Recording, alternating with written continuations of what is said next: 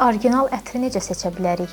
Burada söhbət doldurulma ətirdən gedir, yoxsa? Hər ikisindən açığı, çünki qapalı orijinal ətirlər kifayət qədər çox baha olur. Bəli, çox İnsan var ki, olur. məsələn 300 manat, 400 manat, 500 manat ətrə pul verir, amma 50 manatlıq ətir ondan daha qalıcı olur. Halbuki bunu orijinal adından almışdı. Dediyim kimi, yağ və parfüm suyu ilə əldə olunmuş ətirlər, hansı ki, doldurma parfümlər, bugün günümüzdə çoxdur bunu satanlar və bunun orijinallığını necə vurğulayırlar, göstərirlər. Məsələn, baxın, mənim əlimdəki məhsul necə qatıdır, bunun orijinallığı qatılığından bilinir, rəngindən bilinir. Yəni, elə bir şey yoxdur. Bəli, təbii ki, məhsul qatıdırsa bu orijinaldır.